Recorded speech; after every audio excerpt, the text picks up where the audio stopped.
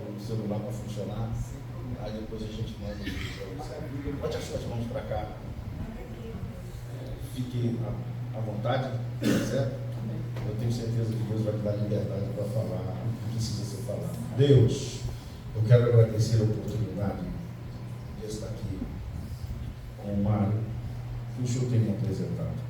Por isso, toma ele em tuas mãos, abençoe ele, seja com ele, dê graça a ele, e que ele fale o que nós precisamos ouvir e não o que eu quero ouvir. Se for para puxar as nossas orelhas, puxa as nossas orelhas. Se for para exaltar a vida, exalte. Se for para consertar, conserte. Se for para instruir, instrua.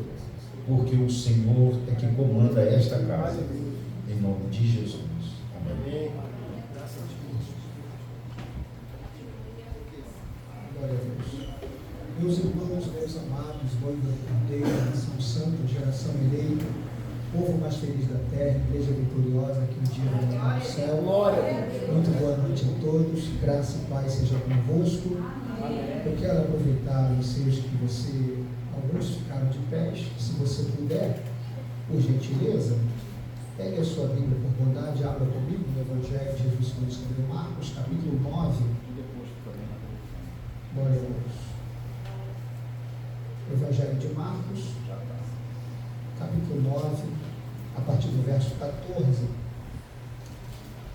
E enquanto você procura, eu quero externar a minha alegria, a minha gratidão a Deus pelo privilégio, pela oportunidade tão ímpar e singular que Ele me otorga nesta noite em poder estar aqui pela primeira vez, conhecendo mais um pedaço da linda família que um dia vai morar no céu. Então, sim, eu quero louvar a Deus pela vida desse homem de Deus, pela gentileza, pelo carinho, pela confiabilidade, porque eu sempre digo, meu pastor, que antes de ser pregador, eu sou pastor, e eu tenho muito medo, pastor Walter, de confiar o microfone nas mãos de quem nunca ouvi pregar, porque o pregador prega e vai embora, né?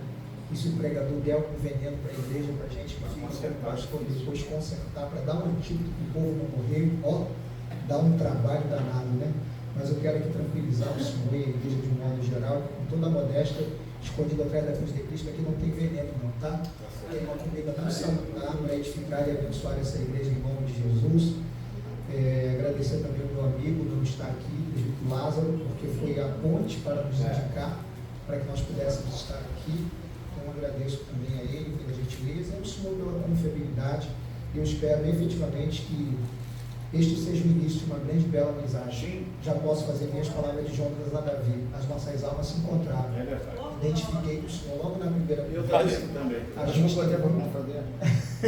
A gente tem muita coisa em comum, né? Muita coisa em comum. A gente comunga de algumas coisas bem parecidas e a gente glorifica a Deus, porque crente é assim mesmo. É a primeira vez que se encontram, mas apesar de ser a primeira vez, parece que já se conhece há tanto tempo. E qual é o segredo? Que a gente adora o mesmo Deus. Bebe da mesma fonte, um dia vai morar no céu. Não é verdade? Você achou? Diga amém. Amém. Diz assim a palavra do Senhor. A epígrafe desse texto vai falar sobre o jovem lunático. E quando se aproximou dos discípulos, viu ao redor deles uma grande multidão e alguns escribas que disputavam com eles. E logo toda a multidão, vendo, ficou espantada e correndo para ele, o saudaram. E perguntou aos escribas: que é que discutis com eles? E um da multidão, respondendo, disse: Mestre, trouxe-te o meu filho que tem um espírito mudo, e este, onde quer que o apanhe, despedaça. E ele espuma e range os dentes e vai se secando. E eu disse aos teus discípulos que os expulsassem, mas eles não puderam. E ele respondendo lhes disse: ó geração incrédula, até quando estarei convosco? Até quando vos sofrereis ainda? Trazei-o. E trouxeram-lhe. E quando ele viu, logo o espírito agitou com violência e, caindo endemoniado por terra, revolvia-se espumando. Perguntou ao pai dele: há quanto tempo que há que isso acontece? E ele disse: desde a sua infância, e muitas vezes o tem lançado no fogo e na água para o destruir. Mas, se tu podes fazer alguma coisa, tem compaixão de nós e ajuda-nos.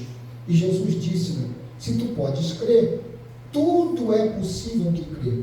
Logo o pai do menino, clamando com lágrimas, disse: eu creio, Senhor, ajuda-me a minha incredulidade. E Jesus, vendo que a multidão concorria o espírito imundo, dizendo-lhe: espírito mudo e surdo, eu te ordeno, sai dele e não entres mais nele. E ele, clamando, agitando com violência, saiu. E ficou o menino como morto, de tal maneira que muitos diziam que estava morto. Mas Jesus, tomando pela mão, o ergueu, e ele se levantou. E quando entrou em casa, os seus discípulos lhe perguntaram à parte: por que não podemos nós expulsar? E disse-lhes: esta casta não pode sair com coisa alguma, a não ser com oração e jejum. E você diz amém? Amém. Podem se assentar, queridos. Eu quero chamar a sua atenção para a leitura desse texto que nós acabamos de fazer, porque dele, com ele, através dele, nós podemos extrair algumas lições práticas para a nossa vida. Para que a gente possa compreender o texto que a gente acabou de ler, a gente precisa primeiro compreender o que está acontecendo aqui no contexto. Se você observar o contexto, você vai perceber que Jesus estava no monte, que nós conhecemos como o Monte da Transfiguração, com 3 de seus discípulos, Pedro, Tiago e João. Isto é muito interessante porque Jesus, apesar de ter 12 discípulos, Jesus era seletivo para algumas questões, para algumas reuniões. Jesus não levava a todos, Jesus só levava alguns que ele julgava que tivesse efetivamente mais intimidade e pudesse então efetivamente participar daquele momento em particular com ele. Então, embora tivesse 12, mas toda vez que Jesus quer um momento particular, ele levava Pedro, Tiago e João, porque a gente supõe então com isso que esses 3 tinham mais intimidade, mais afinidade. Então, a gente aprende que, na verdade, Jesus não tem prediletos para a salvação, mas sem dúvida nenhuma, Jesus deve ter os seus íntimos. Isso fala de aproximação e a gente entende isso. Eu, particularmente, sou pai de 3 filhos e eu amo os 3 de igual modo. Mas a menina consegue tomar coisas de mim que o menino não consegue tomar. Isto, na verdade, acontece porque ela é mais íntima, ela é mais próxima de mim, está entendendo? Os meninos, eu sei que me amam, e eu também os amo incondicionalmente, mas a menina tem mais intimidade porque está mais próxima de mim. E esses 3 eram assim com Jesus, e os 3 estão lá no monte, e de repente algo interessante, extraordinário vai acontecer, porque a Bíblia vai dizer que de repente Jesus vai se transfigurar entre eles, a glória de Deus se manifesta, e a gente vai perceber que o céu desce no monte. E é interessante que 2 personagens do Antigo Testamento vão se manifestar aí entre eles. Vai se manifestar então Moisés e Elias, representando então os profetas e também a lei por Moisés. E é interessante que no meio dessa glória toda, o Pai se manifesta dizendo: eis aí o meu filho amado em quem me compraz. E o lugar é tão glorioso, é tão esplendoroso, que Pedro, o pusilânime, o sanguíneo, que mesmo quando não tem o que dizer, ele quer dizer alguma coisa. E já que não tinha o que dizer, ele vai dizer: Senhor, o Senhor quer que faça 3 cabanas aqui, uma para o Senhor, outra para Moisés e outra para Elias. O que Pedro, na verdade, quer dizer é o seguinte: olha, esse lugar aqui é tão glorioso que, na verdade, a minha intenção e o meu desejo é que a gente nunca mais desça daqui. Eu quero permanecer aqui para o Senhor, porque na verdade o céu desceu na terra, representado ali pelo monte. Aqui eu já abro um parênteses para fazer uma aplicação. Você sabia que existe também essas fases na nossa vida? Existe fase na nossa vida como crente que eu chamo de a fase do monte da transfiguração. Já viu aqueles cultos que na verdade você não sabe se a igreja subiu ou se o céu desceu? Tamanha a glória, é a presença de Deus que se manifesta, e que se você pudesse, você ficava ali o tempo todo, né? Querendo ou não, você pode usar até as palavras de Pedro nesse contexto. Senhor, dá para a gente fazer uma cabana e ficar aqui? E nesse momento você não lembra que tem crise, você não lembra que tem luta, que tem dificuldade, que deixou em casa um problema, uma dificuldade que você sabe que quando voltar para casa você vai encontrar com a sua realidade dura que lá está. Você muitas vezes se esquece que está doente, que está desempregado, né? Que tem luta, que tem dificuldade. Por quê? Porque é o momento, um monte da transfiguração. E seria muito bom se a gente permanecesse na terra, né, ad eterno, como se fosse uma vida de um monte de transfiguração, mas a gente sabe que não é assim. A gente está na terra, e aqui na terra o próprio Jesus deixou claro, João 16:33, tenho-vos dito isto para que me tenhas paz, no mundo tereis. Veja a expressão tereis, o verbo ter aqui está no futuro, no mundo tereis, significa dizer que você tem hoje, você tem amanhã e você vai ter depois. Mas eu quero exaltar e glorificar a Deus, porque embora o verbo ter esteja no futuro, no mundo tereis, quer dizer, a gente nunca vai deixar de ter enquanto a gente estiver vier nesta terra, mas eu glorifico a Deus porque Jesus também disse, no mundo tereis aflições, mas ele arrematou dizendo, mas tende bom ânimo, eu venci o mundo. Pela expressão venci o mundo significa dizer que a garantia da nossa vitória é a vitória dele para a nossa vida. Então considere isso, diga comigo, entusiasmo. Diga outra vez, entusiasmo. A palavra entusiasmo vem, na verdade, do grego Theos em rimos, que traduzido é Deus dentro. Entusiasmo é Theos em rimos, que traduzido é Deus dentro. Não entendeu? Pare para considerar. Toda vez que Deus está dentro de nós, Theos em rimos, você tem entusiasmo. É por isso que ele está dizendo, não tem mais. Tende bom ânimo, Theos em rimos. Por quê? Porque se Deus está dentro de nós, pode ter luta, pode ter oposição, pode ter dificuldade, mas com Cristo nós somos mais do que vencedores por meio daquele que nos amou. Isso vale um glória a Deus ou não? Tem crente pentecostal aqui? Você pode levantar essa mão para cima e dar um brado de glória e glorifica, ele está na casa. Agora considere, terminou o momento da transfiguração, eles têm que voltar à realidade. Agora considere, se tem 3 no monte, Jesus tem 12, quantos ficaram embaixo? 12 menos 3 é igual a 9, tem 9 embaixo. E 9 aqui embaixo tem um problema sério. Por que tem um problema sério? Aí entra no texto que a gente leu, porque vai aparecer um pai trazendo já um jovem a tiracolo, trazendo um menino que, segundo o texto, é lunático. E observe a expressão lunático, na verdade tem a ver com as fases da lua.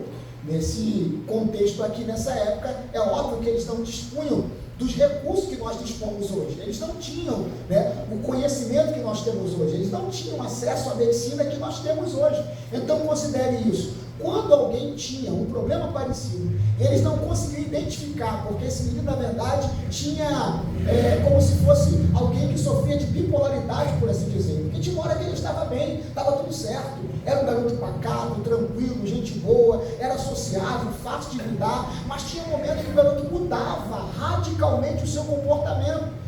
Acontecia volta e meia, de acordo com a declaração do pai, que volta e meia ele caía no chão, ele espumava, ele rangia os dentes, volta e meia, parece que como se um sentimento, ou como diz algumas pessoas, o espírito, abre e fecha aspas, suicida pegava ele, jogava no fogo, jogava na água. Esse menino precisava que alguém o acompanhasse 24 horas por dia, porque, segundo palavras do pai, onde quer que esse espírito pegava ele, jogava no fogo ou na água. Então ele precisava ser monitorado o tempo todo, na verdade 7 dias na semana, 365 dias no ano, 24 horas por dia, porque ninguém sabia quando esse espírito o pegaria. Então ele é lunático, é como se quando a lua mudava, o menino mudava. Então considere, é esse pai que leva esse garoto, porque não diz o texto de inferência que o pai fica sabendo que Jesus estaria em determinado lugar, então ele sabe, porque alguém deve contar que onde Jesus passava, alguma coisa miraculosa, alguma coisa extraordinária acontecia. Então pega e considera comigo, todo lugar é comum até Jesus chegar. E quando Jesus não chega, o lugar é comum, mas depois que Jesus chega, esse lugar deixa de ser comum, porque Jesus tem o poder de transformar e libertar vidas. E eu vim aqui profetizar, deixa de ser que eu sinto que Jesus já chegou, está passando aqui, e esse lugar deixa de ser comum nesta noite. Eu profetizo que Ele pode hoje, aleluia. Eu não sei como você chegou, mas eu já sei como você vai voltar. E eu profetizo que Ele chegou aqui de cabeça baixa e vai voltar de cabeça erguida. Quem chegou aqui enfermo vai sair daqui curado. Quem chegou aqui desesperançado vai voltar com a esperança renovada, porque Jesus já chegou aqui para mudar vidas. Só quem acredita, eu não estou sozinho nessa palavra, levanta essa palavra a boca e glorifica. Aleluia! Então considere, esse pai traz. Só que Jesus não está presente. E pela ausência de Jesus, ele vai perceber que os discípulos lá estão. E o que deve ter passado pela cabeça do pai, pastor Walter? Bom, o mestre não está aqui, mas estão aqui os seus representantes, que são os seus discípulos. Então, o pai, em inferência, deve deduzir o seguinte: não, se o mestre não está, mas os discípulos, que são os representantes legais dele, está aqui, certamente o mestre deve ter autorizado, o mestre deve ter delegado autoridade e poder, ensinado a eles libertar vidas. Então ele pega o menino e dá para os discípulos.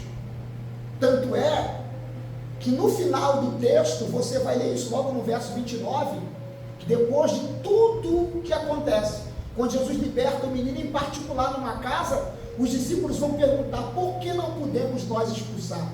Então, a lição que nós aprendemos é que os discípulos tentaram libertar o menino, tentaram expulsar o demônio, mas infelizmente, foi uma tentativa frustrada.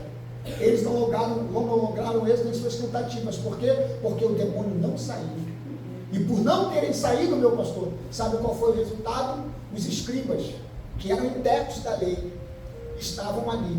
E isso, na verdade, para eles foi um prato cheio, para, na verdade, jogar contra ainda mais Jesus, para dizer, está vendo?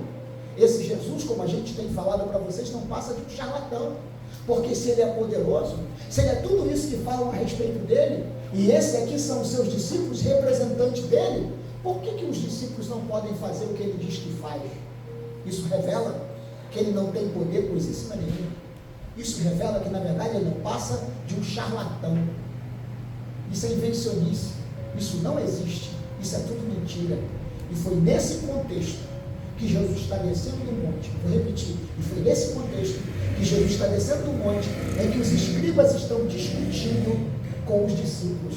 Pode ou não pode, faz ou não faz, Jesus é ou não é, Jesus tem ou não tem, e é nesse contexto que Jesus chega.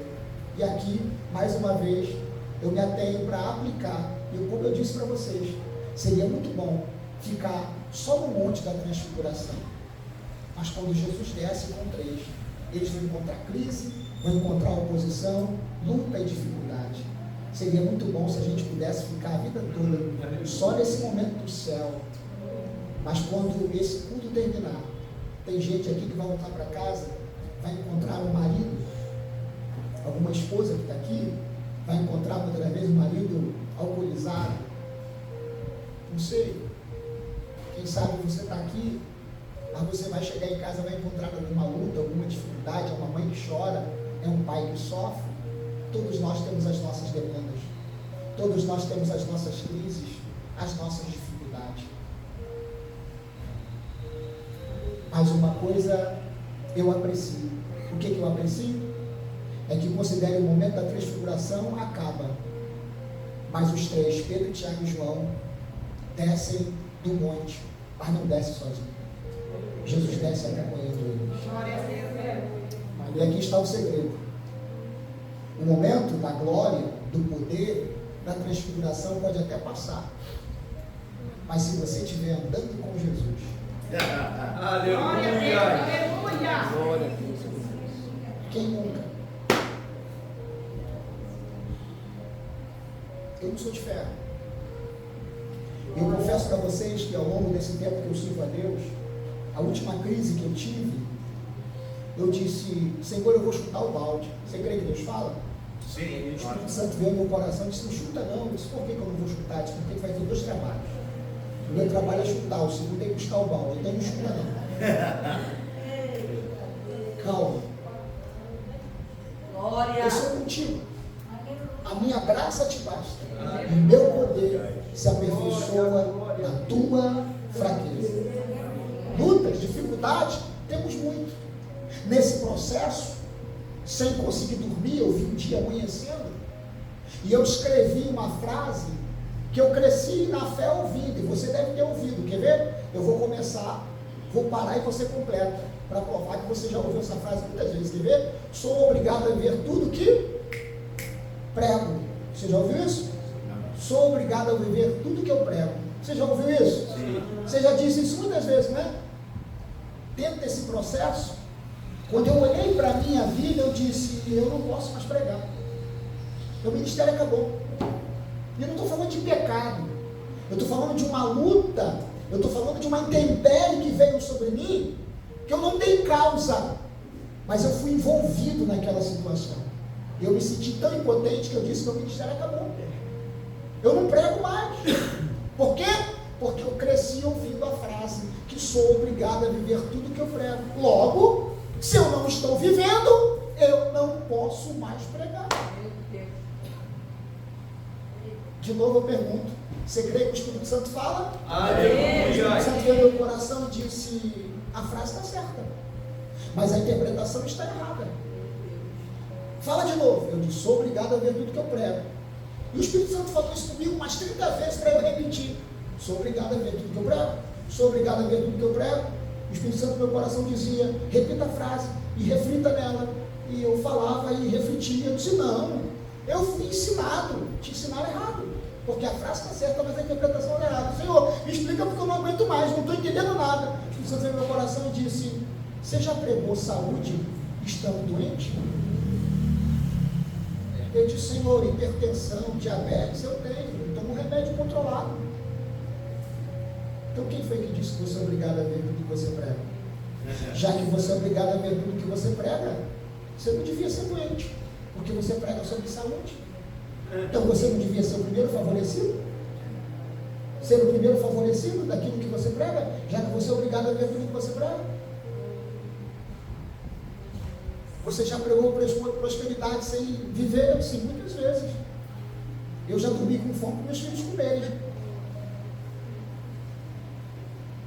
Eu já passei 15 dias na minha casa e os meus filhos comendo angu de fubá, era só o que tinha. E eu lembro dos meus filhos pequenos, lembro do Jonas, que hoje vai fazer 30 anos, dizendo, pai, eu quero comer bife com fritas, e só tinha angu. Porque um anguzinho com carne moída, o senhor que gosta de fazer comida, é muito bom. Mas de vez em quando, agora todo dia, durante quase 15 dias.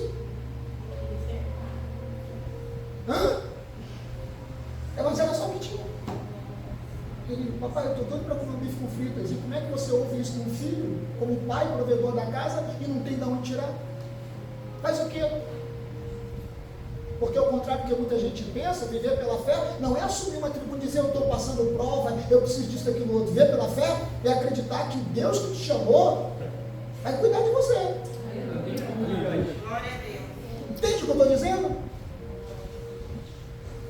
Eu falei, tá bom, vamos orar. Reuni a família, dei as mãos e eu orei e fiz a seguinte oração: Deus, eu sou teu servo, o Senhor me chamou para esse negócio e o Senhor sabe que eu não sou ocioso nem vagabundo. O Senhor conhece a minha vida, o Senhor disse que ia cuidar de mim e dos meus. Nesse momento de crise, muita dificuldade, eu não tenho condição de comprar, mas os meus filhos querem comer bife com fritas. Eu já li tanta coisa na tua palavra, eu não sei como é que o Senhor pode fazer, mas o Senhor pode fazer porque tu és fiel para isso. Mexe as moléculas desse angu aqui e faça com que este angu tenha gosto, sabor de bife com fritas. Primeiro, te agradeço porque eu tenho esse angu na mesa para comer, porque quantos gostariam agora de estar no meu lugar, no nosso lugar, infelizmente, nem isso tem. E aqui eu abro um outro parênteses para fazer uma aplicação. O problema dessa geração de crentes hoje é uma geração que reclama daquilo que ainda não tem, mas não consegue ser grato por aquilo que tem. Você pode não estar usando a roupa que você gostaria de ter, mas você tem roupa. Você pode não estar usando o sapato que gostaria de usar, mas você tem pés perfeitos para calçar nesse sapato. Você pode não ter a casa dos sonhos, mas você tem abrigo, teto.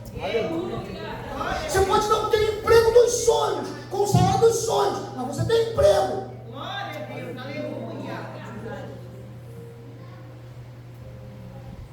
Ah, eu não como isso, eu não como isso. Você não come porque você nunca precisou. Você não conhece a cor da fome. Por isso que Salomão vai dizer, pastor Walter, que a alma farta pisa o favo de mel, mas a alma sedenta até o amargo é doce. Glória. Aleluia. Aleluia.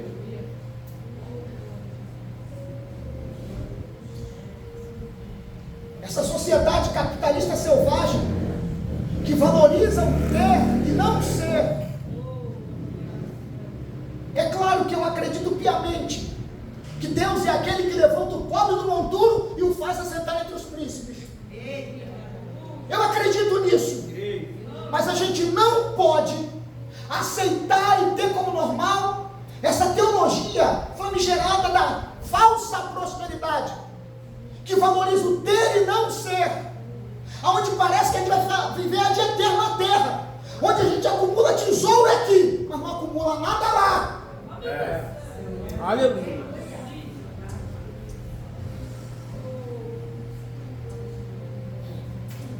Não aceito também essa teologia da miséria, que quanto mais miserável, mais abençoado, não.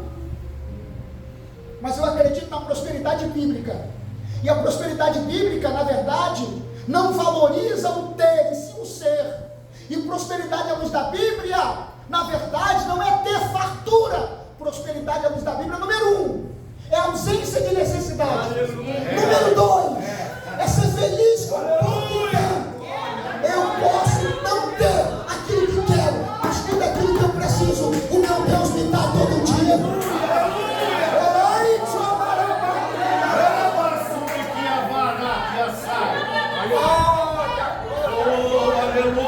Eu quero crer que todos que estão aqui, pelo menos uma refeição hoje, já fez.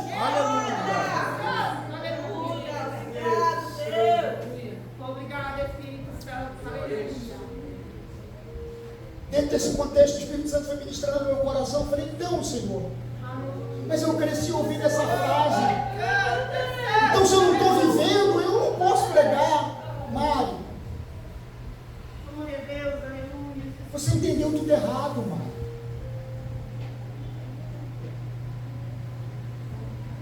Se você é doente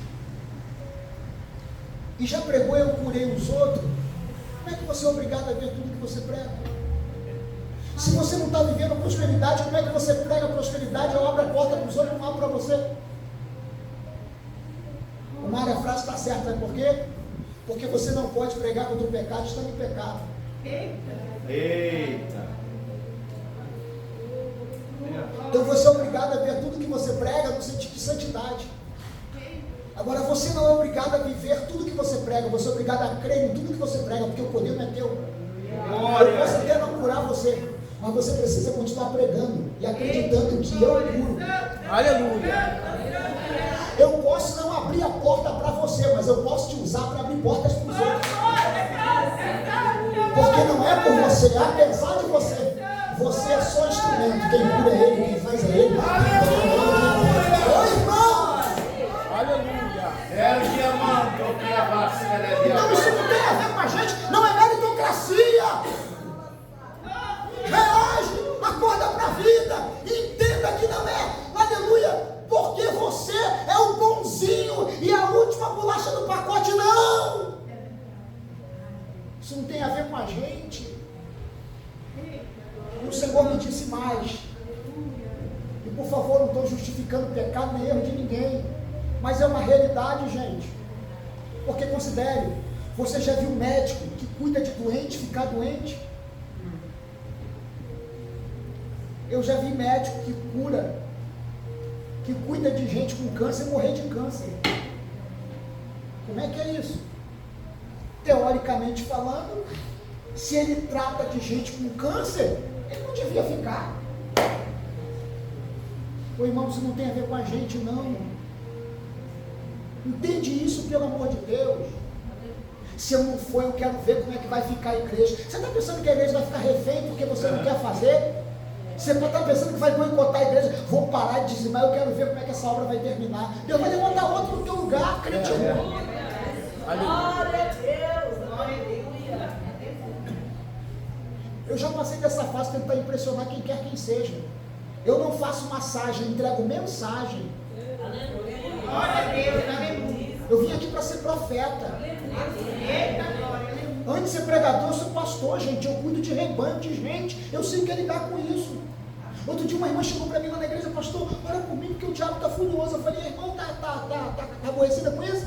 É, pastor, porque o diabo está furioso. Eu falei, irmã, a senhora devia estar triste, preocupada, se o diabo tivesse assim com a senhora.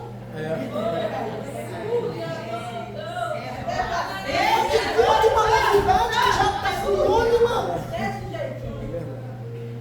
Mas o que a Bíblia diz? Sujeitai-vos, pois, a Deus, e Ele, o cão pelo, fugirá de vós. Aleluia. Glória a Deus. Irmão, Salmo 103, verso 14. O Senhor conhece a nossa lembra-se que somos pobres.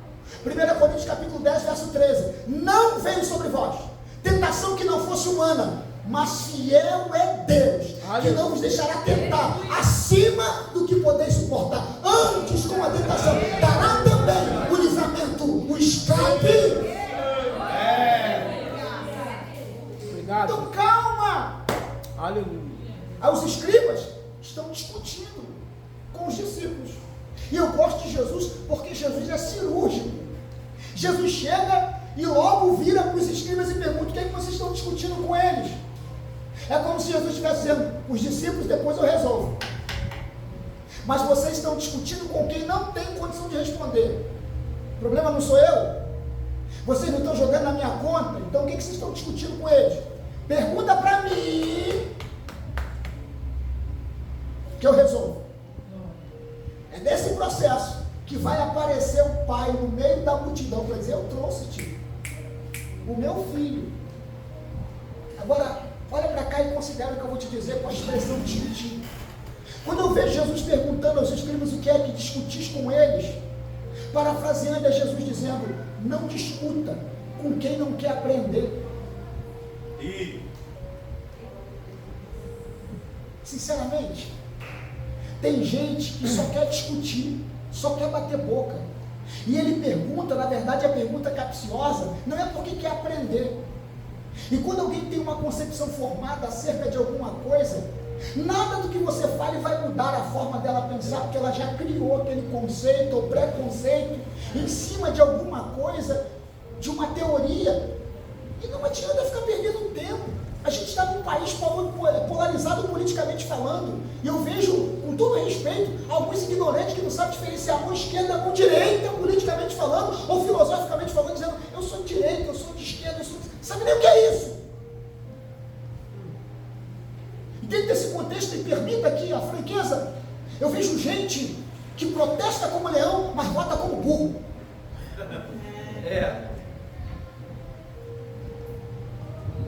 Ai, aleluia. Tirar o óculos para não te ver. Eu fico vendo isso, discutindo, brigando. Política passa, gente. Pare de ter um político de estimação. Feliz é a nação cujo Deus é o Senhor. Aleluia. Glória a Deus. Glória, glória. Seja coerente. Com todo respeito, de novo, nada contra, mas eu vejo gente nas manifestações com bandeira do Brasil e do político, para poder ganhar aquela mixaria. Na época de eleição vai com a bandeirinha lá para a rua, entregar folheto para ganhar aquela mixaria, mas eu nunca vi esse que vai para a manifestação, esse com a bandeirinha do candidato pegar um folheto.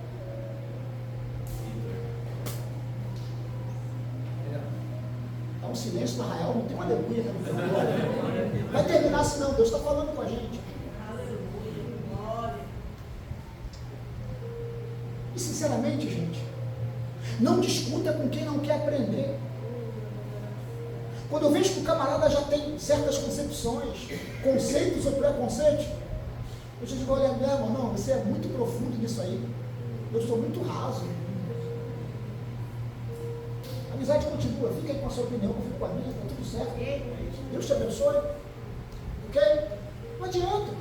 Outro dia o camarada estava discutindo comigo: não, porque esse governo é muito bom, porque o governo me deu isso, me deu aquilo, o governo fez piscinão na minha comunidade. Eu falei: ó. Eu falei: vamos lá. Só para tentar abrir a mente do cara. Eu falei: vamos lá. Você comprou essa casa, a minha vida. Quantos anos pagando? 30 anos. Você não percebeu que você vai estar 30 anos na mão desse governo? E falei outra coisa: quando ele faz piscinão na sua comunidade, será que é bondade ou exclusão social? Para que você não frequente a praia do rico, do turista lá na Zona Sul. Ele... Foi isso. É bondade ou exclusão social para você não frequentar aquela praia? Fica aqui. Eu li um tratado de Hitler. Ele reuniu a sua cúpula de liderança e ele entrou com a galinha debaixo do braço. Eu vou ensinar para vocês como é que trata o povo. E o povo vai amar vocês. Trocou a galinha debaixo do braço. Depenou a galinha toda, a sangue frio. Largou a bicha do lado, toda depenada, sangrando. Pegou milho e foi jogando. E a galinha foi atrás. Vê se não é retrato político do Brasil. Depena, depois joga milho. Reage, pô. Volta para a vida. Aí fica os crentes brigando. Dá um silêncio para Rael, não tem jeito. Glória a Deus.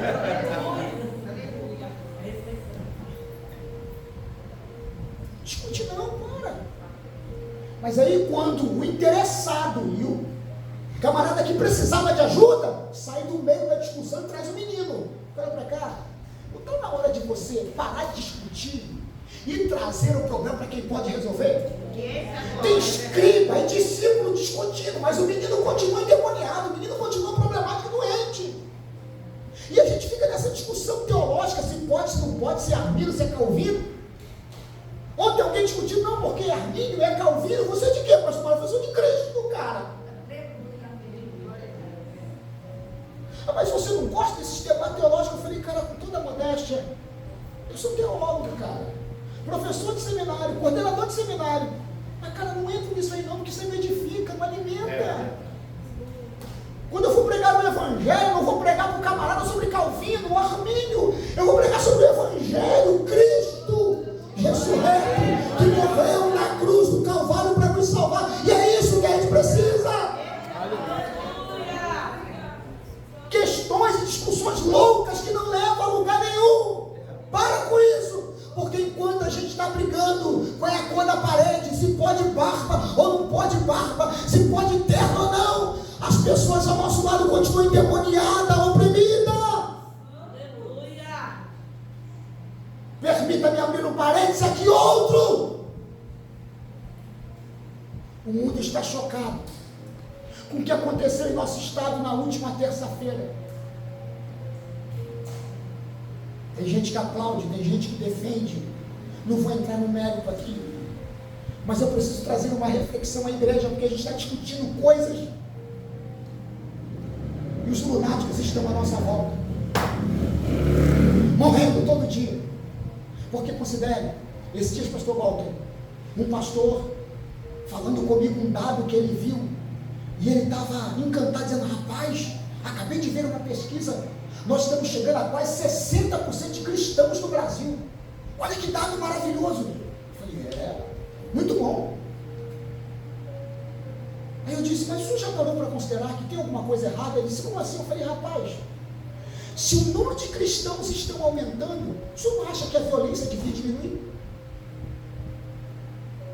Que os presídios precisavam esvaziar? Está acontecendo o contrário. As igrejas deveriam estar cheias. Está acontecendo o contrário. As igrejas estão esvaziando, eu disse para ele. Os presídios estão pequenos. Fala-se em mais de construção. Bangu com seus complexos já não cabe mais. A violência, a droga, a imoralidade, a prostituição, o homossexualismo. Meu Deus! Das duas, uma. Ou esse dado é mentiroso, ou a igreja não está cumprindo o seu papel. Quando é que a gente vai acordar e parar de discutir com o escriba e começar a orar e jejuar e se capacitar para libertar os lunáticos?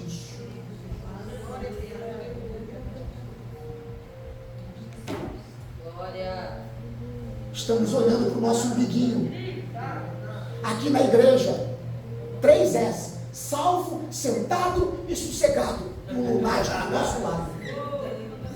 Aleluia! Precisando da palavra que eu carrego. Precisando da libertação que eu carrego em nome de Jesus. Mas eu estou tão preocupado em discutir com o escriba que eu perdi a autoridade e a capacidade de libertar os lunáticos que são trazidos até a mim. Que Deus levante uma geração com poder. Que Deus levante uma geração com autoridade para libertar lunáticos nessa nação.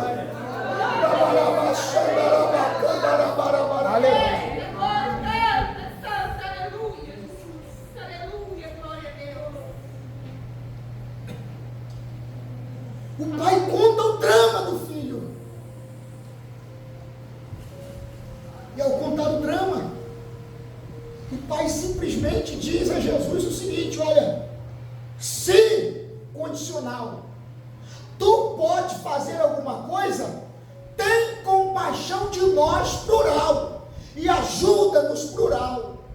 Pergunta que eu faço a vós outros: quem era o doente? Era o pai ou o filho? De novo, quem era o doente? O pai ou o filho? De novo, quem era o pai? Quem era quem era o doente? O pai ou o filho? Eu vi gente dizendo os dois. Era o filho. Mas considere, o problema do menino afetou toda a casa, toda a família. Deixa eu aplicar isso aqui. A família é uma grande árvore, cujos galhos crescem de forma diferente, mas se quebrar um galho afeta a árvore. De novo, se quebrar um galho afeta a árvore. Ou seja, o menino era só um galho da família, mas estava preso à raiz. Então o galho quebrado afetou a casa, afetou a família. É por isso que o pai está dizendo: tem misericórdia de nós e ajuda-nos. Porque pega isso aqui, quando alguém vai preso na família, toda a família, emocionalmente falando, vai presa. Ainda mais quando é a primeira vez, a família fica doida, desesperada. Eu tenho formação em direito, eu sei o que eu estou dizendo. Quando alguém é preso a primeira vez, as pessoas correm loucas procurando defensoria pública, ou então um advogado para tentar tirar o filho, a filha. É uma loucura, e vende tudo. Advogado fica doido quando alguém é a primeira vez preso e a família procura, porque ele sabe que a família é desesperada. Vende o rim, vende a casa, para poder pagar, para tentar tirar o filho.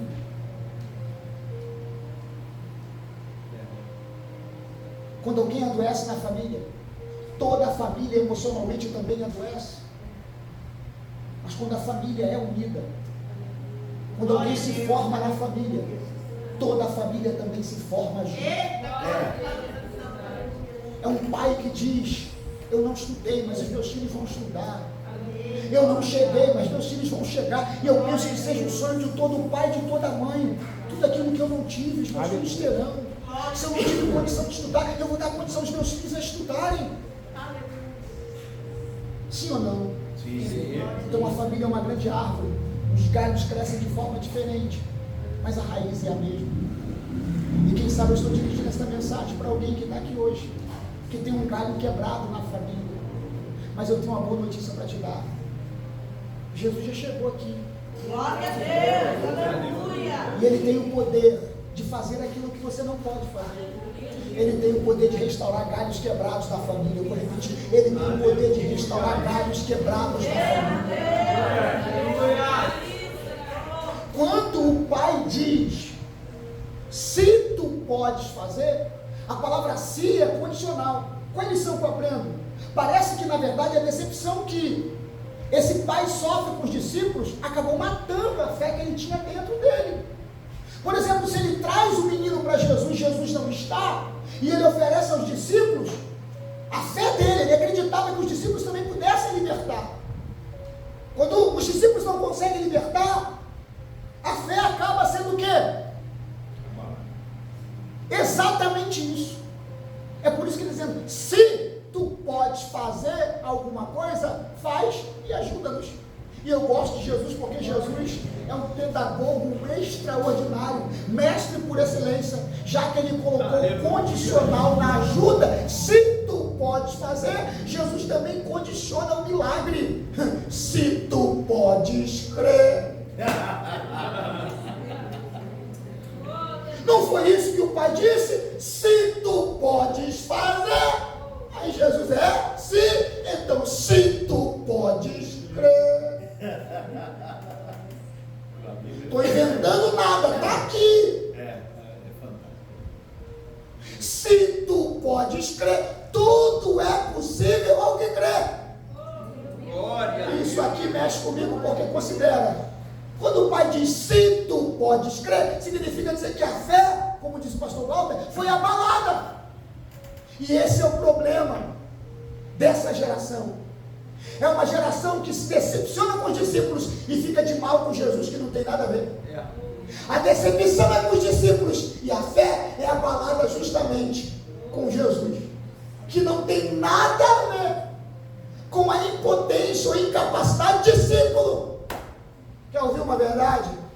Esses dias eu disse para alguém que estava muito frustrado e decepcionado porque um discípulo decepcionou. E ele disse: pastor, mas é um absurdo, o irmão frequenta a igreja, é obreiro. Eu falei: grandes coisas. Lúcio frequentava o céu e deixou de ser diabo. Perfeito fostes criado. Até que, e o até que. Então, tem gente que veio à igreja, mas nunca veio a Cristo, gente. Eu vou repetir. Tem gente que veio à igreja, mas nunca veio a Cristo. E qual é o nosso problema? O nosso problema é que a gente não consegue desassociar um do todo. Ah, porque sofreu uma decepção com o pastor, todo pastor é pilantra? Não! Não me obrigue a colher aquilo que eu não plantei, gente. Disse para outro dia para alguém lá na igreja. Falei: você nem me conhece. Eu não tenho nada a ver com a tua frustração e decepção com quem passou lá atrás, não, cara. Você está me conhecendo agora. Me dá uma oportunidade de eu ser o teu pastor, porque eu só posso ser pastor de quem me ouve. É isso. Aleluia. Quer ouvir uma verdade? Nenhuma igreja presta, nenhum pastor presta para quem não se submete. Ai, aleluia. Aleluia. Tem gente que vai passar a vida toda e não vai parar em lugar nenhum. Porque tem gente que só ama o pastor enquanto o pastor diz sim, mas a hora que o pastor dá um cascudo ungido, e você deve dizer: que pena que a fulana não veio, que pena que fulano não veio. Não, é para nós. Deus não fala com ausente, Deus só fala com quem está presente. Aleluia. Glória a Deus. Você pode dizer para alguém aí ao teu lado: que bom que eu vim. Você pode dizer: bom. Aleluia. Glória a Deus, aleluia. Rapaz, o relógio não para. Não, deixa não, quero abrir a porta. Você quer que eu feche? Vigia. Vem comigo. Aqui não tem conversa fiada não, aqui tem Bíblia. Se tu podes crer.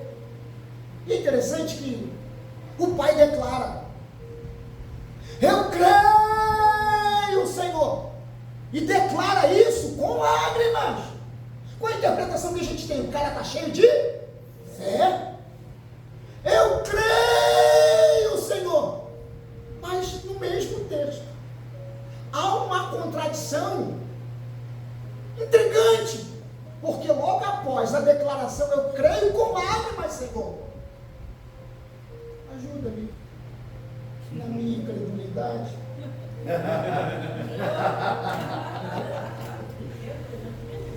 A Bíblia é bonita, né? Rapaz, eu estou doido ou está escrito isso aí? Você leu o que eu li? Leu ou não? Deixa eu dar tecla SAP aqui, não se escandaliza não, eu sou doido, mas Deus me usa. Olha isso aqui. Todo ser humano tem duas bocas. Ih, pregador, que heresia, calma. Antes de julgar, me ouça. Nós temos a boca da boca e a boca do coração. A boca da boca às vezes fala uma coisa, mas a boca do coração reprova o que a boca da boca fala. A boca da boca em lágrimas declara: eu creio, Senhor. Mas a boca do coração, que é o quê? Consciência. Juiz em termos, rapaz. Você pegou a senha? Tu disse para ele: se tu podes fazer alguma coisa. E ele te disse: se tu podes crer, tudo é possível que crê. Então veja o que você está falando, porque a tua fala não condiz com a tua atitude, porque a tua fala é de crença, mas a tua atitude, coração, está te condenando, cara. Então seja humilde, desce, olha para cá, nobre e grande, não é quem acerta sempre, nobre e grande é quem tem humildade para dizer: ajuda.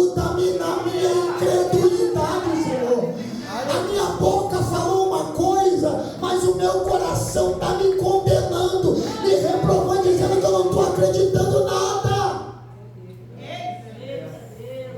Oh, meu Deus do céu. Olha para cá e considere o que eu vou te dizer. Você sabia que Deus não tem problema de lidar com os nossos defeitos? Deus não tem problema de lidar com os nossos pecados, gente. E sinceramente, e de novo, não estou justificando o erro nem pecado de ninguém. Mas se a Bíblia, pastor Walter, ela colocasse só gente perfeitinha sendo usada por Deus, eu não seria pastor hoje. Eu não seria o homem de Deus que eu sou hoje.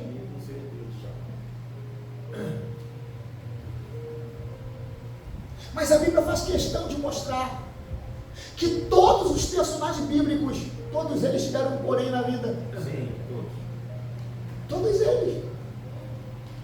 Nenhum deles. O único homem perfeito que pisou esta terra foi Jesus. A começar pela sua concepção.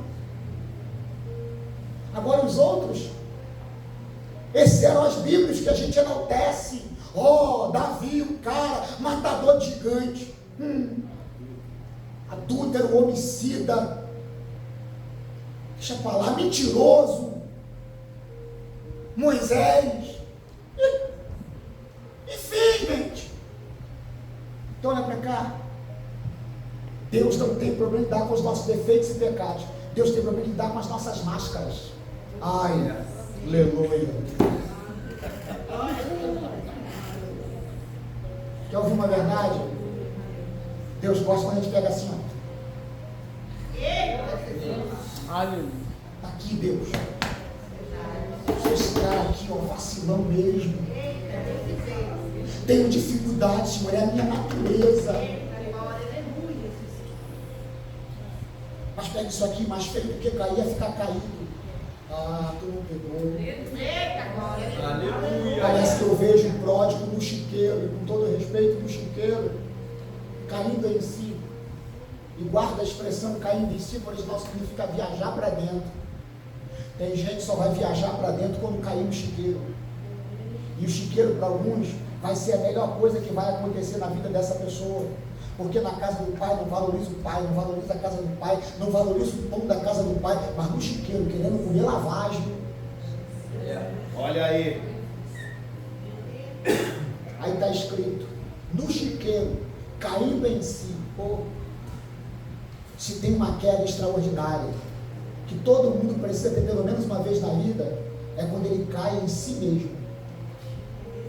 Porque quando a gente cai em si mesmo, a gente reconhece a nossa natureza, igual a Isaías no capítulo 6. Se você observar, do capítulo 1 ao capítulo 5, você vai encontrar o profeta Isaías por 10 vezes, ai da nação A, ai da nação B. Eu contei do capítulo 1 ao capítulo 5, 10 vezes, ai da nação A, ai da nação B. Mas no capítulo 6, quando ele viu o Senhor assentado sobre um alto e sublime trono, ele caiu por terra. E agora não é ai de ninguém, não, agora é ai de mim.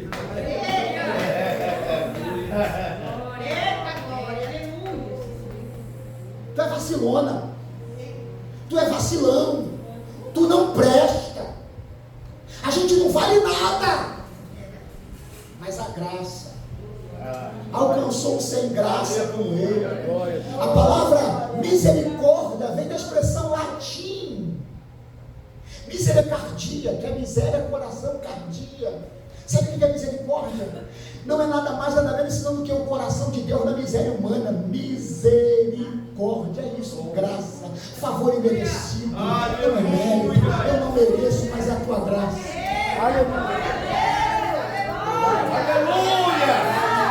Onde estamos alcançados pela graça, onde estamos alcançados pela graça.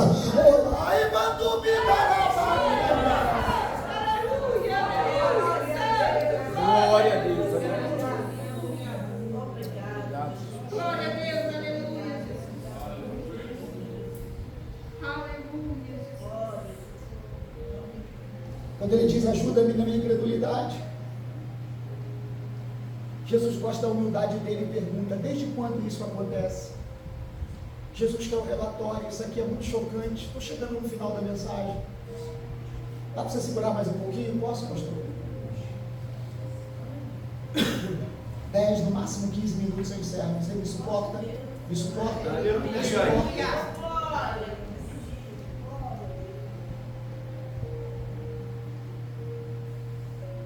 Desde quando isso acontece? O pai vai dar um relatório e dizer, desde a sua infância, desde a tenridade. Isso aqui me toca. Por que me toca? Considere-se o pai. Quando Jesus questiona desde quando, ele diz desde a tenridade, desde a sua infância, significa dizer que o menino não nasceu assim. O menino nasceu perfeito. Quer ouvir uma verdade? Ninguém nasce traficante. Ninguém nasce bandido. Ninguém nasce homicida. Ninguém nasce prostituta. Ninguém nasce viciado. A gente nasce perfeito. Mas às vezes na infância, alguns são encontrados por esse espírito de lunático. Está entendendo? Aleluia. Mas o que eu admiro nesse pai, pastor Paulo, é que o menino nasceu perfeito, ficou lunático ainda menino, mas o texto diz logo na epígrafe que é um jovem lunático. Significa dizer que os anos passaram, mas o pai nunca abandonou o filho. Nasceu perfeito, ficou lunático, mas o pai continuou cuidando dele. Como é que você trata aqueles que ficaram lunáticos? Quer dizer que você só amava quando eles não eram lunáticos. Agora é que são. Você fica com esse argumento, já entreguei na mão de Deus, e para de orar. O entregar na mão de Deus, para alguns, não significa dizer que literalmente entregou porque está orando. Mas a expressão entregar na mão de Deus é um princípio para alguns pilatiano. Está lavando as mãos, eu não quero nem saber. Não visita mais, não liga mais, não cuida mais, que morra! Onde estão os da tua casa que ficaram lunáticos?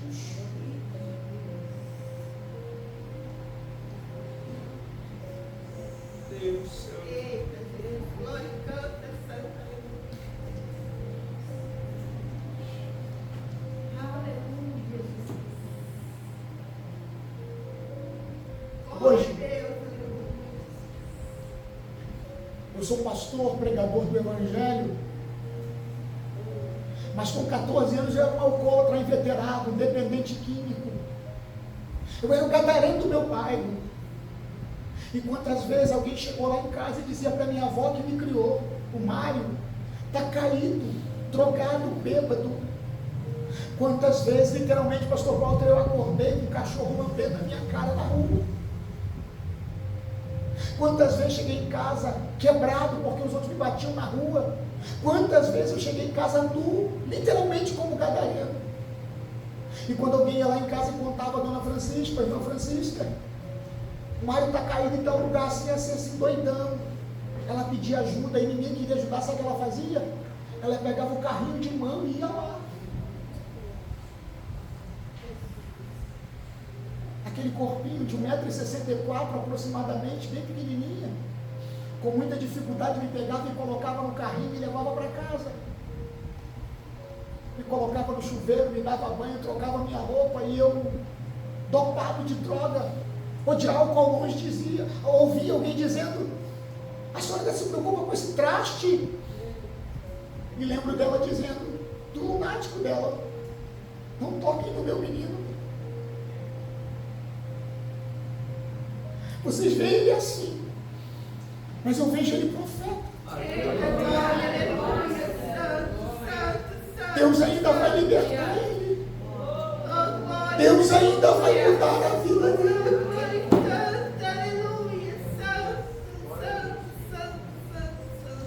Fala a verdade, você está aqui hoje limpinha espiritualmente falando.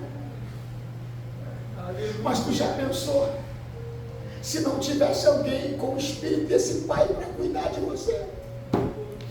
Você já pensou se não tivesse alguém que tivesse orado por você? Glória a Deus. que tivesse evangelizado você, que não tivesse cuidado de você, qual seria o teu futuro? Onde você estaria hoje? Aí hoje você está aqui e não quer cuidar dos lunáticos, não tem paciência. Há 2 dias atrás eu ouvi um comentário muito terrível: tem que morrer tudo mesmo, porque bandido bom é bandido morto. Eu não estou defendendo nada nem ninguém aqui, mas uma realidade eu preciso dizer: por trás daqueles meninos tem uma alma, tem uma mãe, tem um pai. Ou então a gente tem que rever o nosso conceito de evangelho, de cristianismo, irmãos, porque não são os sãos que precisam de médicos, e sim os doentes, são os lunáticos que precisam de libertação. Lunáticos precisam de um pai que abraça, lunáticos precisam de alguém que leve até Jesus. Você tem ideia de quantos lunáticos tem lá no teu bairro?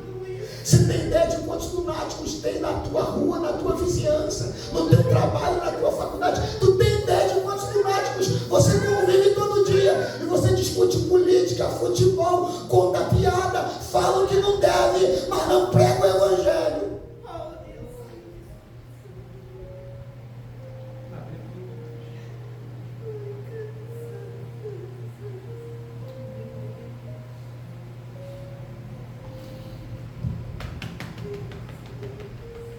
A responsabilidade é minha, Senhor.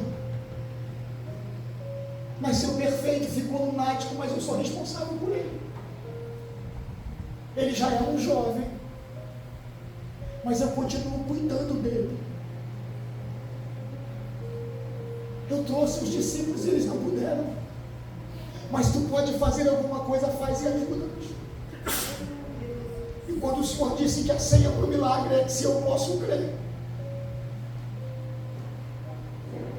eu revi o meu conceito e te confesso, Senhor, que a minha fé ficou abalada com os discípulos, mas eu te peço, Senhor, cura a minha incredulidade primeiro, porque pior do que ter um filho lunático, pastor Paulo, é ser um pai incrédulo, porque se eu me torno um pai incrédulo, o diabo ganhou 2 vezes, ganhou porque meu filho está lunático, e ganhou porque agora eu estou incrédulo. Logo, se a senha eu posso crer, eu não creio, nunca mais ele fica liberto e eu nunca mais viverei milagre nenhum. Então cura primeiro a minha incredulidade, porque se o Senhor curar a minha incredulidade, o tudo virá. Quando ele fala isso, Jesus manda trazer o menino, e quando o menino é trazido e chega diante de Jesus, o demônio pega o menino, e o menino cai no chão se debatendo, revolvendo-se, rangendo os dentes, espumando. E Jesus, com autoridade, brada e diz: espírito imundo, eu te ordeno, sai dele. E aqui é tremendo, porque Jesus, eu te ordeno, diz: eu te ordeno, sai dele, mas fecha a porta dizendo: e não entres mais nele. Ou seja, lunático nunca mais. Porque antes Jesus, o diabo disfarçava e olhou, vai e volta, vai e volta, vai e volta, vai e volta. Agora sai e não volta mais. Eu abri a porta para ele sair, mas eu fecho a porta e seguro a chave. Não, nunca mais. E agora, está preparado para dar um salto dessa cadeira, tá? Considere. Lembra que eu disse para vocês que os discípulos tentaram expulsar e não conseguiram? Mas você lembra que o texto vai dizer que esse demônio fez com que esse jovem se tornasse surdo e mudo? Lição que eu aprendo: os discípulos não conseguiram expulsar, primeiro, Porque o demônio que estava no menino fechou os ouvidos para que o demônio não ouvisse a voz de comando de autoridade. Entenderam isso aqui? Deixa eu aplicar, porque agora vai pegar na tíbia, mas vai curar. Satanás mudou os personagens, mas a história continua se repetindo. Satanás, nos tempos atuais, pastor Walter, tem feito duas coisas com o nosso povo: ensurdecer e emudecer. Lembra do que eu disse? Só posso ser pastor de quem me ouve. Tem gente que escuta, mas não ouve nada. Arrependimento não ocorre quando você chora. Boa mensagem não é aquela que você se arrepia aqui. Porque tem gente se arrepiando na igreja, mas a vida não está mudando. E não é por falta de palavra, porque palavra todo culto tem. Todo culto Deus fala. Alguns choram no culto, mas quando a emoção cessa, porque o diabo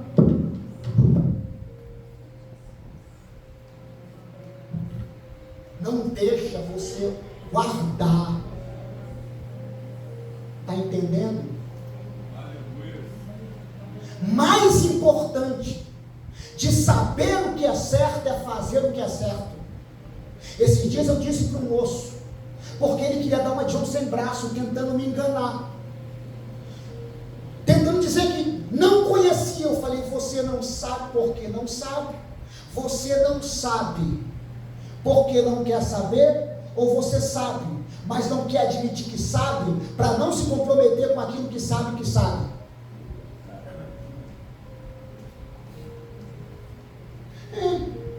Tu é doido, né? O que a Bíblia diz? Foge da aparência do mal. Se você tem fraqueza nisso, o que você está fazendo lá? Outro dia uma mãe me disse: pastor, ora pelo meu filho para ter libertar ele desse espírito de prostituição. Eu falei: o quê? Para ter libertar ele do espírito de prostituição. Eu falei: não tem espírito de prostituição não, irmão. Como não tem, pastor? Tem sim. Eu falei: não tem não.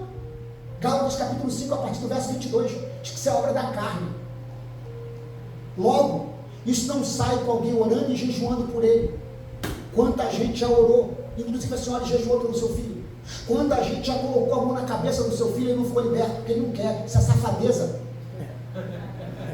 Ele é canalha, mau caráter, vagabundo, safado. Ai, aleluia.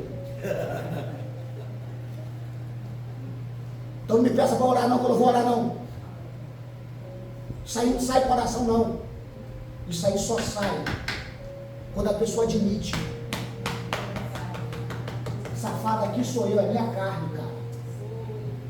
Leonardo Boff, um teólogo católico, autor do livro que fala sobre libertação e pecado.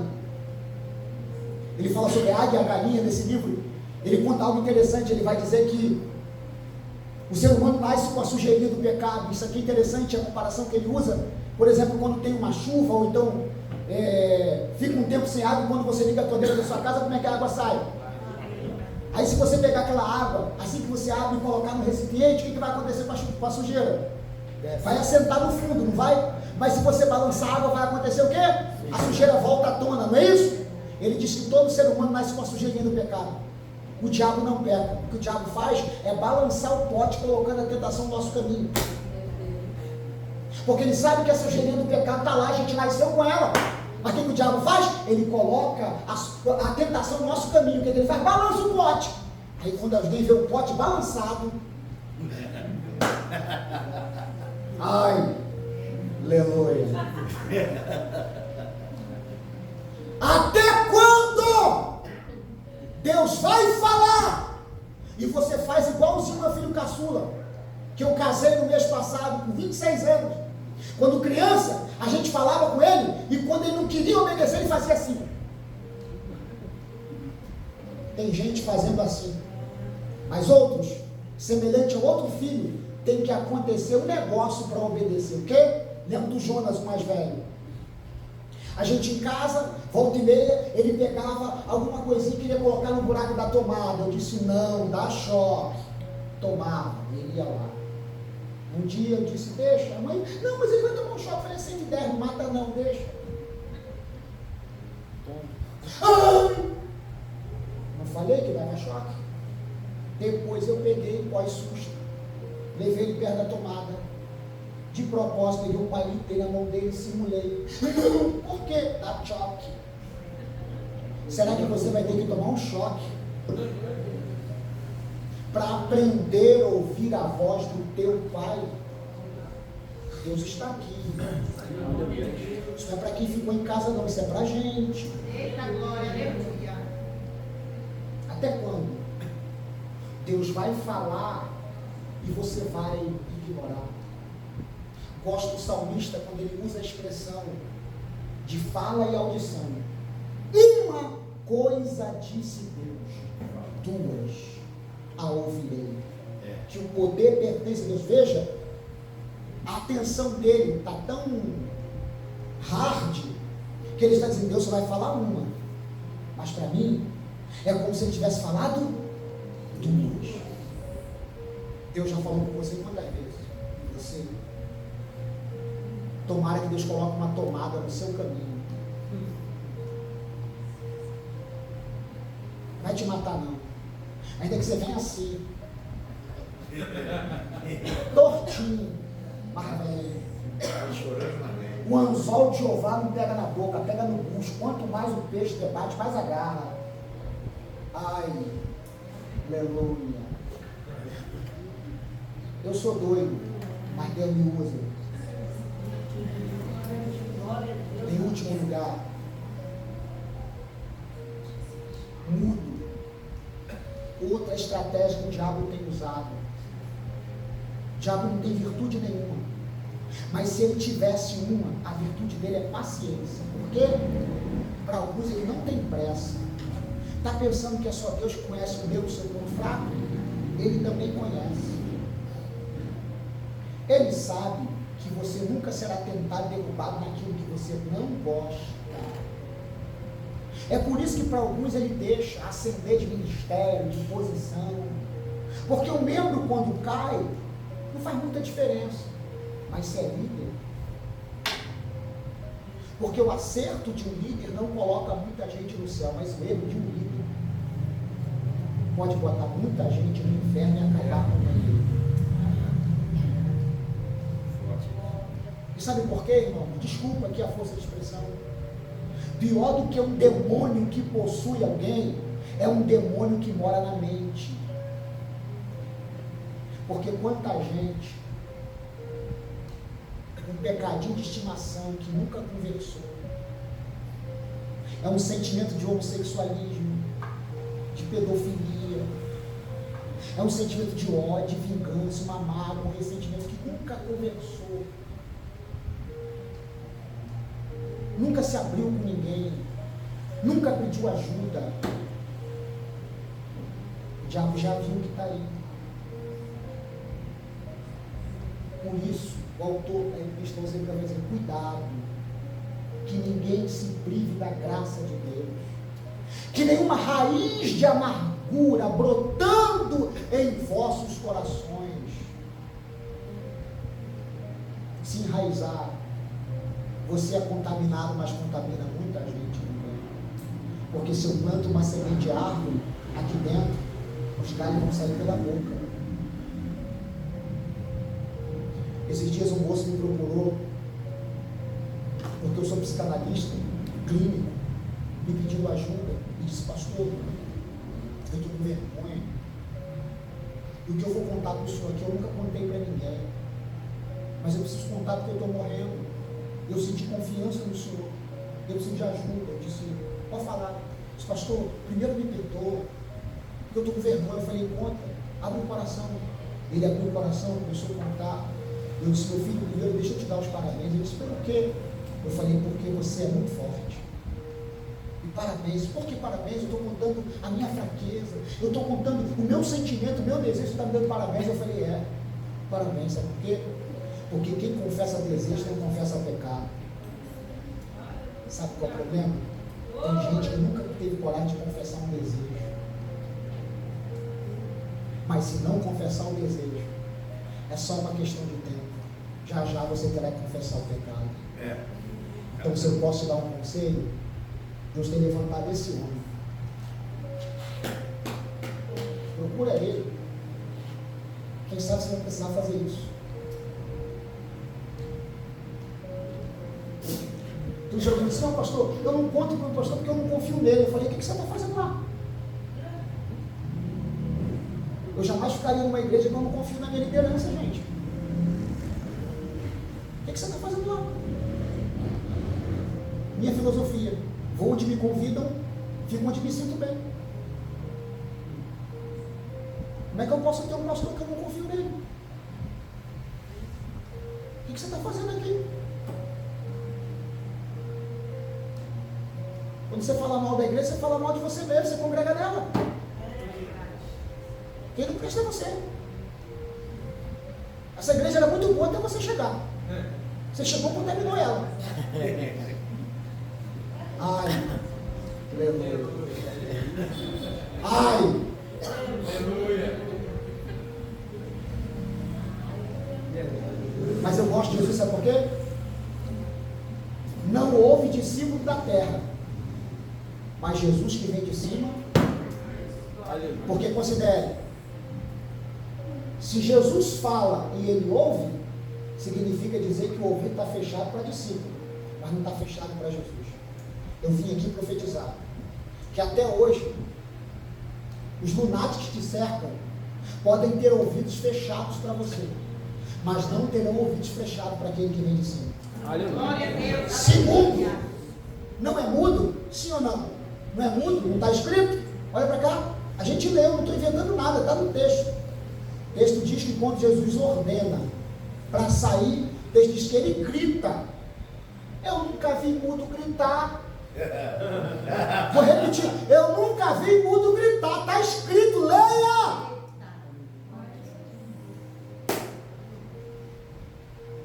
Hoje vai acontecer o efatá de Deus. Vai abrir. Glória a Deus. Aleluia. Fica de pé comigo, por favor.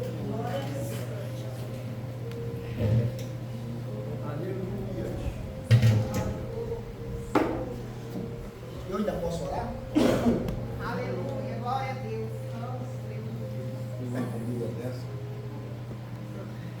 Olha só, irmãos, com muito respeito, quando esse culto acabar, você não vai me procurar para eu colocar a mão na sua cabeça para orar por você, ok?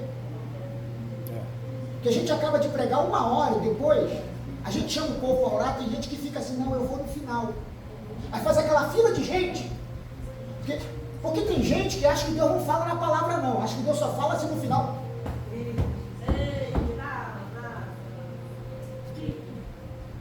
Se isso aqui não foi Deus que falou, quem foi? Em língua portuguesa, não tem sombra de dúvida. Deus foi claro com a gente aqui. E a partir de hoje, ao culpado, ele não terá por inocente. Tem isso. Então só vou chamar uma vez. Se essa palavra falou com você de alguma forma, e você precisa de uma oração, corre para cá. Vem agora.